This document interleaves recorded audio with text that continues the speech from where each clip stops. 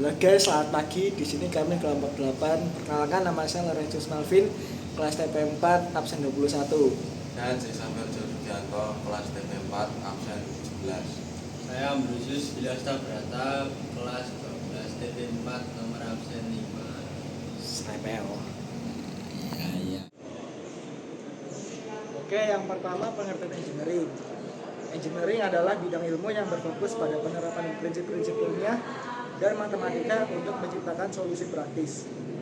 Engineering mencakup desain, konstruksi, serta pemeliharaan struktur, mesin, dan teknologi yang memudahkan kehidupan manusia. Contoh, bagaimana teknologi transportasi atau komunikasi seperti mobil dan telepon merupakan hasil dari proses engineering yang panjang. Yang kedua, sejarah perkembangan engineering di dunia.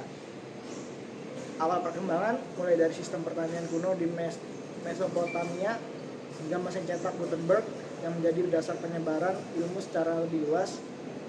Ini menunjukkan bahwa kebutuhan manusia untuk memecahkan masalah telah ada sejak dahulu kala. Yang kedua, revolusi industri menjadi titik balik di mana banyak penemuan penting di bidang teknik mesin, kimia, dan sipil muncul pendorong kemajuan besar di negara-negara Eropa dan Amerika. Ini juga awal dari industrialisasi yang menjadi dasar banyak teknologi modern. Yang ketiga, abad ke-20 dan seterusnya.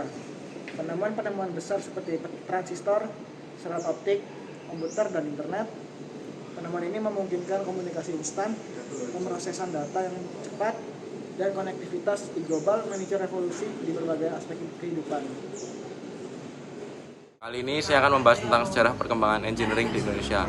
Pada periode awal perabad ke-20, perkembangan teknik terasiring di sawah-sawah Indonesia yang memungkinkan pertanian di wilayah perbukitan. Untuk poin kelautan, perahu layar tradisional yang dirancang untuk berlayar di samudra mencerminkan keahlian bangsa Indonesia di bidang maritim. Untuk bidang tekstil dan busana, perkembangan teknik membatik dan menenun yang mencerminkan kearifan lokal dalam teknologi busana. Modernisasi pada abad ke-20 setelah kemerdekaan Indonesia mulai dengan mengembangkan berbagai teknologi industri seperti pabrik semen, industri tekstil modern hingga industri pesawat terbang (IPTN) yang membawa kebanggaan tersendiri bagi bangsa. Poin yang keempat, saya akan membahas tentang dampak perencanaan engineering bagi bangsa Indonesia. Dampak positifnya yaitu di bidang ekonomi, IPTEK meningkatkan produktivitas dan efisiensi, membantu bisnis kecil hingga industri besar dalam meningkatkan daya saing. Misalnya e-commerce mempermudah akses pasar bagi UKM di seluruh Indonesia.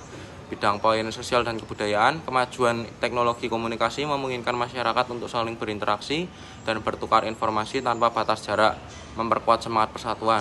Di poin kesehatan, perkembangan alat kesehatan seperti mikroskop, stetoskop, serta teknologi operasi canggih membantu meningkatkan kualitas hidup masyarakat. Dalam poin transportasi, teknologi transportasi memungkinkan mobilitas yang lebih cepat dan efisien, sehingga mempermudah perdagangan, pariwisata, dan perawatan ekonomi antar wilayah. Dampak negatifnya yaitu di bidang ekonomi dan sosial. Mudahnya akses belanja daring bisa memicu gaya hidup konsumerisme yang tidak sehat, serta ketergantungan pada produk luar negeri. Di poin lingkungan, industri yang berkembang pesat berpotensi meningkatkan polusi udara, air, dan tanah. Polarisasi sosial, media sosial bisa mempercepat penyebaran informasi namun juga memperparah perpecahan di masyarakat ketika muncul perbedaan pendapat atau fanatisme politik. Yang kelima, perilaku positif dalam menghadapi perkembangan IPTEK. Sikap selektif berbasis Pancasila. Yang pertama, sila pertama ketuhanan yang Maha Esa.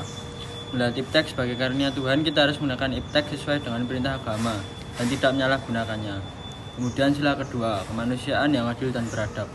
Penggunaan teknologi harus membawa manfaat bagi kemanusiaan, menjaga martabat, dan tidak merugikan pihak lain. Dan sila ketiga, persatuan Indonesia. IPTEK digunakan untuk mempersatukan bangsa, bukan memperparah perpecahan. Setelah itu, sila keempat, kerakyatan yang dipimpin oleh hikmat kebijaksanaan dalam permusyawaratan perwakilan. Warga negara memiliki peran dalam mengawasi penggunaan teknologi agar tidak merugikan masyarakat. Kemudian sila kelima, keadilan sosial bagi seluruh rakyat Indonesia. Manfaatan IPTEK harus adil dan tidak hanya menguntungkan pihak tertentu, namun juga memajukan seluruh bangsa Indonesia. Kemudian contoh perilaku positif. Yang pertama, menggunakan teknologi untuk belajar dan meningkatkan skill. Kemudian mengembangkan teknologi yang ramah lingkungan. Setelah itu juga berinovasi dalam bidang-bidang yang memberi manfaat sosial seperti teknologi, pendidikan, dan kesehatan. Ya, sekian informasi dari kami, semoga bermanfaat. Terima kasih, bye-bye.